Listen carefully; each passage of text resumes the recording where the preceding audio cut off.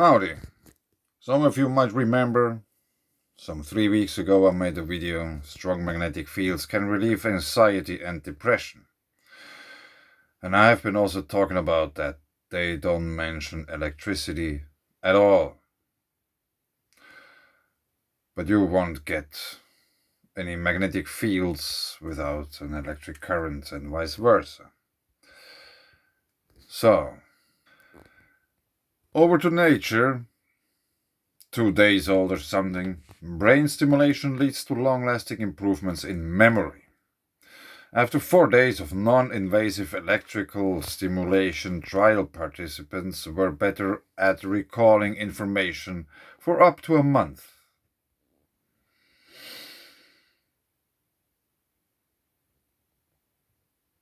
Different kinds of memory are controlled by different parts of the brain. People's ability to remember fades with age, but one day researchers might be able to use a simple drug-free method to buck this trend. In a study published on 22nd August in Nature Neuroscience, Robert Reinhardt, a cognitive neuroscientist at Boston University in Massachusetts, and his colleagues demonstrate that zapping the brains of adults aged over 65 with weak electrical currents repeatedly over several days led to memory improvements that persisted for up to a month. Previous studies have suggested that long-term memory and working memory, which allows the brain to store information temporarily, are controlled by distinct mechanisms and parts of the brain. Drawing on this research, the team showed that stimulating the dorsolateral prefrontal cortex, a region near the front of the brain, with high-frequency electrical currents, improves long-term memory, whereas stimulating the inferior parietal lobe, which is further back in the brain with low-frequency electrical currents, boosted working memory. Their results look very promising, says Ines Violante, a neuroscientist at the University of Surrey in Guildford, UK. They really took advantage of the cumulative knowledge within the field. Memory boost. Using a non-invasive method of stimulating the brain known as transcranial alternating current stimulation, TACS, which delivers electrical currents through electrodes on the surface of the scalp. Reinhardt's team conducted a series of experiments on 150 people aged between 65 and 88. Participants carried out a memory task in which they were asked to recall a list of 20 words that were read aloud by an experimenter. The participants underwent a tax for the entire duration of the task, which took 20 minutes. After 4 consecutive days of this protocol, participants who received high-frequency stimulation of the dorsolateral prefrontal cortex.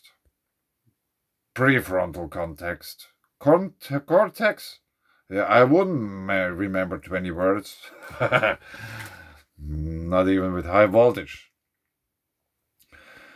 Dorsolateral prefrontal cortex had an improved ability to remember words from the beginning of the list at tasks that depends on long-term memory. The lower frequency zaps to the inferior parietal lobe enhanced participants' recall of items later in the list, which involves working memory. Participants' memory performance improved over the 4 days, and the gains persisted even a month later. Those two who had the lowest levels of general cognitive function before the study experienced the largest memory improvements.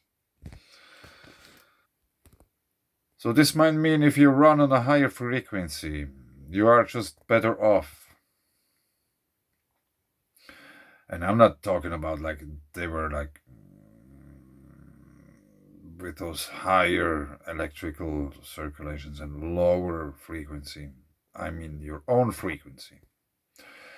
But let's continue with that. Changing frequency in brain regions, applying high-frequency stimulation to the parietal lobe, for instance, or using a sham protocol in which the electrical currents were applied only briefly at the beginning and the end of the task to mimic the sensation of brain stimulation, did not boost memory. You can't fool it. Convincing the skeptics. I was both impressed and surprised by this paper, says Simon Hanselmeier, a cognitive neuroscientist at the University of Glasgow, UK. He knows that along with other scientists, he has been skeptical about whether tax can lead to meaningful changes in cognition. One issue has been that tax devices generate electrical currents much weaker than those created by other methods of stimulating the brain. So it hasn't always been clear whether they can transmit enough electricity to the brain to modify its function. However, the authors of this study convincingly showed that their protocol was linked to consistent and quite strong improvements in the memory, Hanselmeier says. There were a few elements that made the study unique, adds Hanselmeier.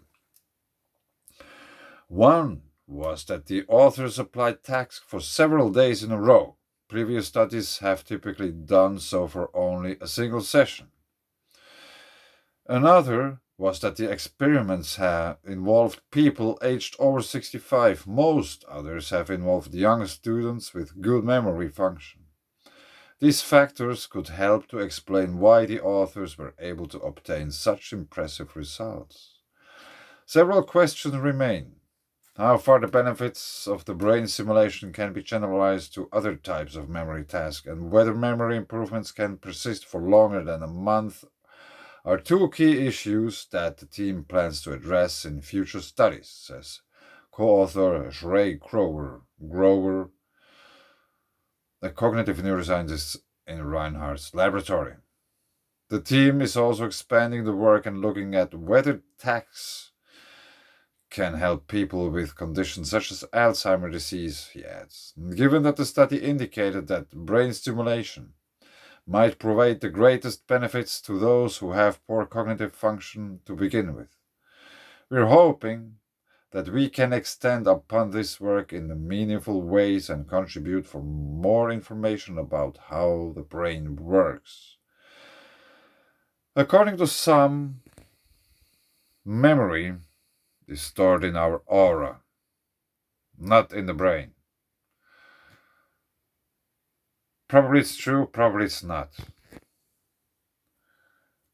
But I still think there is more to the brain than just the brain. Because it is a part of our body where so much things happening on a such high frequency. Knowledge and information and all these kinds of things are in a way stored.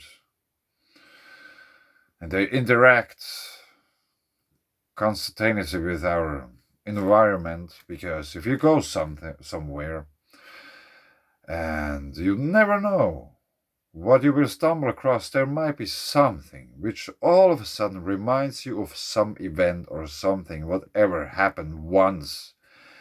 You never thought about that, and you see something in a shop or whatever, and all of a sudden the whole memory is in front of your eyes, crystal clear, as it was just have happened a minute ago.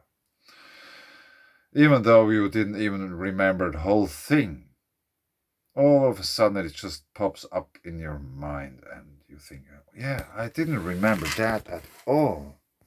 But it's there. And somehow I think if you are really aiming to live as conscious as possible, trying to get aware of the situation we are all in, about how nature works, about our very personal connection to our very personal network, our connection as humans to our environment, and the environment is spreading out if you are scaling it up very quickly. And another thing is, like, everybody knows that, let's scroll up, there was this picture of a head. I think that's from the front or something. The eyeballs might be, I don't know if these are the eyes. So they are within the brain. And the eye beam is the only thing ever leaving your aura. Everything you touch, everything is within your own aura. But I wanted to talk, or like this here. I'm a very talented drawer. So, everyone, if this would be a head and there would be hair on top of the head, there's this kind of spiral thing on everyone's head. I don't know the name in English. Like this kind of hair spiral on top of your head. And I was thinking this might be this kind of connection, or where we are connected to the universe. And if we would be grounded, if you were just walking bare feet around, you are grounded so the energy can flow through you. And there might be something very interesting about the pattern in the hair or on the head, how the hair is growing. Everyone has that. If I have been trying to find some research about that pattern. Is there anyone who makes research about that? Like in a very basic form, does the pattern or the form or however you call it, the pattern relate to the personality of the person? For example, does it have anything to do about the potential of the spirituality of the person wearing a certain kind of pattern? I guess all of those patterns are all different, like the fingertips and the lines on the fingertips. Every pattern of these is different. It's a personal imprint, and it's literally on top of your head. And it has this kind of spiral shape. Now it's better. Spiral shape, which might indicate electrical currents, spiraling electrical currents, Birkeland currents, whatever it might be. So now, after having strong magnetic fields helping with anxiety and these kind of things, we have now electrical simulation for memory. If this is a man or a woman or whatsoever,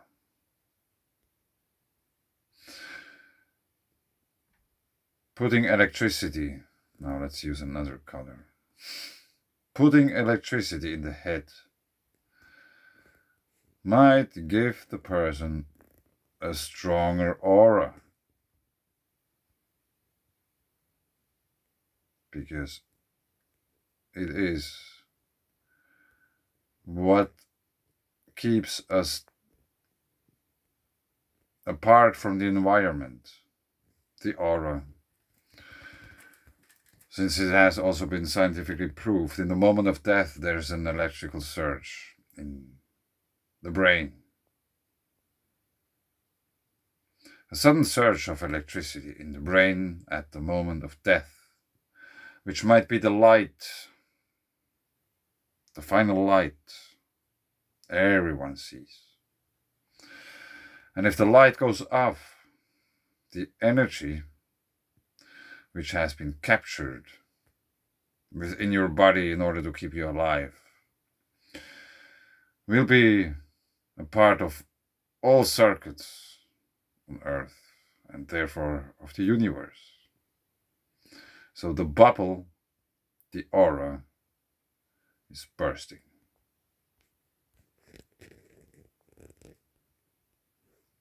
So by increasing the electricity or frequency or the charge of your brain keeps your aura in better shape.